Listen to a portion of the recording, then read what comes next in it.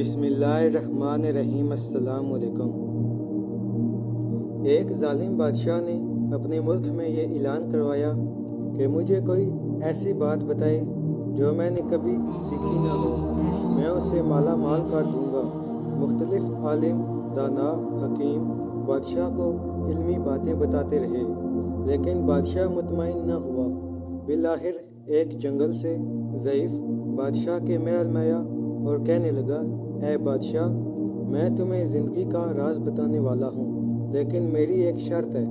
بادشاہ نے کہا، کیا شرط؟ اس نے کہا، مجھے کچھ نہیں چاہیے، نہ دولت، نہ مال، نہ مرتبہ، بس میں لکھ کے دوں گا، تم اپنے تاج میں چھپا لو۔ عنقریب ایک وقت آئے گا جب تمہارے ساتھ کچھ بھی نہ ہو، تم پریشانی میں مبتلا ہو جاؤ، تب تم میرے اس تعویذ کو کھول کر پڑھنا، تمہیں تمہارے سوال کا جواب مل جائے گا۔ بس بادشاہ نے شرط مان لی۔ اس بزرگ نے تحریر فرما دی۔ کچھ ہی وقت گزرا، ساتھ والے ملک نے اس بادشاہ کے ملک پہ حملہ کر دیا اور بادشاہ لڑتے لڑتے اپنی فوج سے جدا ہو گیا، آ کے غار میں چھپ گیا۔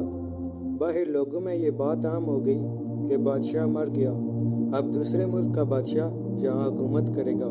بادشاہ روتا رہا، پریشان ہو کے سوچتا رہا کہ کچھ ہی دن پہلے اس ملک کا میں بادشاہ تھا، ساری نعمتیں میرے قدموں میں تھیں، اور آج ایک روٹی کے لیے پریشان ہوں۔ کوئی مجھے پانی پلائے، کوئی مجھے کھانا کھلائے، کس سے کہوں؟ وہ یہ سب کچھ سوچ ہی رہا تھا کہ اسے اس بزرگ کی بات یاد آ گئی کہ اس نے کہا تھا کہ عنقریب ایک وقت آئے گا، تم پریشان ہو جاؤ گے، پھر یہ میری تحریر پڑھنا۔ اس نے فوراً اس بزرگ کا تحریر کھولا، اس میں یہ لکھا تھا کہ یہ وقت گزر جائے گا۔ اس نے جیسے یہ پڑھا، غور و فکر میں بیٹھ گیا کہ یہ وقت گزر جائے گا۔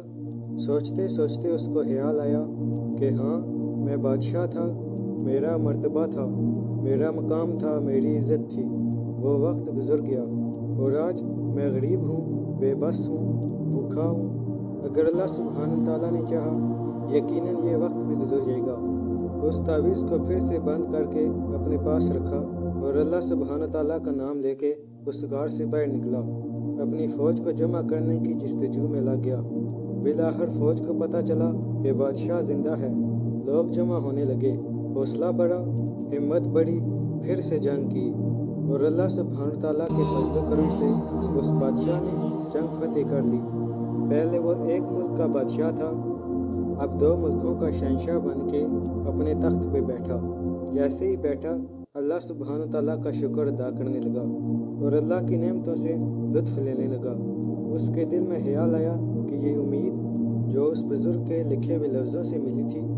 اس نے پھر سے یہ تعویذ کھولا، اس میں یہی لکھا تھا کہ یہ وقت بھی گزر جائے گا۔ وہ رونے لگا اور سوچنے لگا، میں بادشاہ تھا، وہ وقت گزر گیا، میں فقیر بن گیا، وہ وقت بھی گزر گیا، آج پھر سے میں شہنشاہ بن گیا ہوں، یقیناً یہ وقت بھی گزر جائے گا، اگر رہ جائیں گے تو صرف میرے ہی مال۔